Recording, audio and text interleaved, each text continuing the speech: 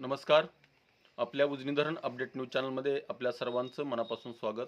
आज 27 फेब्रुवारी 2026.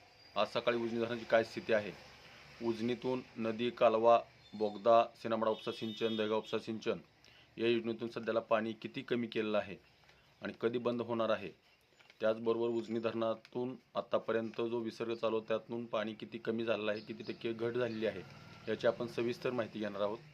आज सकाळी उजनी धरणाची स्थिती बघितली तर एकूण पाणीसाठा हा 99.10 TMC इथपर्यंत खाली आलेला आहे आणि उपयुक्त पाणीसाठा हा 35.44 TMC म्हणजे जवळपास 18 TMC पाणी आतापर्यंत कमी झालेलं आहे, म्हणजे संपलेलं आहे. आणि टक्केवारी बघितली तर जवळपास 66.16% उजनी धरण खाली आलेलं आहे, म्हणजे 34%च्या वर पाणी उजनी धरणातून कमी झालेलं आहे.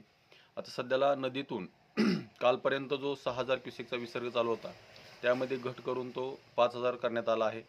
पॉवर हाऊसमधून 1600 क्युसेक्स आणि नदीत डायरेक्ट 3400 क्युसेक्स असं 5000 क्युसेकचा विसर्ग सध्याला नदीत चालू आहे. आणि सिनामाडा उपसा सिंचनमधून 280 क्युसेक्स, दहेगावमधून 100 क्युसेक्स आणि बोगद्यातून टप्प्याटप्प्याने कमी करत तो 100 क्युसेकवर आणलेला आहे. आणि कालवाही कदाचित उद्या बंद होईल, कारण 28 तारीख प्रशासन दिली आहे, परंतु सध्याला काही सांगता येत नाही. घडीत निर्णय बदलले जातात, घडीत पाणी वाढवलं जातं, घडीत पाणी कमी केलं जातं. सध्याला कालव्यातून 700 क्युसेकचा विसर्ग ठेवण्यात आलेला आहे. कालपर्यंत 1300-1100 होता, तो काल 4 वाजता कमी करून 700 क्युसेक करण्यात आला आहे. उद्या कदाचित पाणी कालव्याचं बंद होईल. तिथून पुढची पाळी कधी होणार याची विचारणा सतत होते, परंतु उजनीच्या कालवा सल्लागार समितीची बैठक अद्यापपर्यंत झालेली नाही आणि बहुतेक प्रशासनाला किंवा सरकारला घेण्याची गरज वाटत नाही, कारण त्यांच्या आदेशावर उजनीचं पाण्याचं तालतंत्र चालू आहे.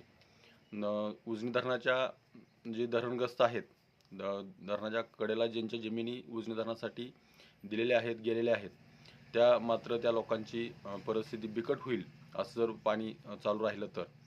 कारण उजनीतून नदीला पाणी जे पहिल्यांदा सोडलं होतं तेच कंटिन्यू ठेवलं असतं, 2 दिवसात पाणी पुढे गेलं असतं, परत पुन्हा एकदा 4-5 दिवस पाणी सोडावं लागलं, म्हणजेच उजनीतून पाणी कमी होतंय झालंय. उजनीच्या जी गलतान कारभार आहे प्रशासनाचा, नियोजनाचा, त्यामुळे उजनीचा टक्केवारीमध्ये सातत्याने घट होताना दिसते. त्यातच आता बाष्पीभवनाचा वेगही वाढताना दिसतोय.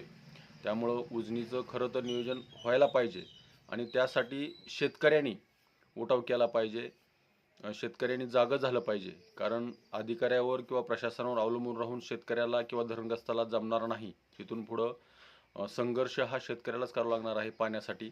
कारण हे ऑफिसमध्ये बसून किंवा खुर्चीमध्ये बसून उजनीचं नियोजन केलं जातं, त्यांना खाली कसलीच परिस्थिती कोणतीच माहीत नसते, माहीत करून घेण्याची जाणीव नसते. कार्यकर्त्यांनी, आमदारांनी जरा थोडासा बळ लावलं, राजकीय बळ लावलं तर पाणी सोडण्याची प्रक्रिया लगेच चालू होते. परंतु आतापर्यंत ह्या 5-7 वर्षामध्ये असे प्रकार व्हायला लागलेत. त्याच्या अगोदर उजनीचं कालवा सल्लागार समितीची बैठक ही 15 ऑक्टोबरलाच होत होती आणि संपूर्ण पाण्याचं नियोजन, उन्हाळ्यात पाळ्या किती, रब्बीसाठी पाळ्या किती आणि पाणी पिण्यासाठी किती याचं नियोजन केलं जात होतं. पण सध्याला ही परिस्थिती राहिलेली नाही. त्यामुळे उजनी पाणी पुढं काही राहील का नाही याची शक्यता कमीच वाटते. तर अशाच उजनीच्या ताज्या घडामोडीसाठी, ताज्या अपडेटसाठी आपल्या उजनी धरण अपडेट न्यूज चॅनलला लाईक करा, सबस्क्राईब करा, शेअर करा. उजनी धरण अपडेटसाठी बेंबळ्याहून सिद्धेश्वर शिंदे. धन्यवाद.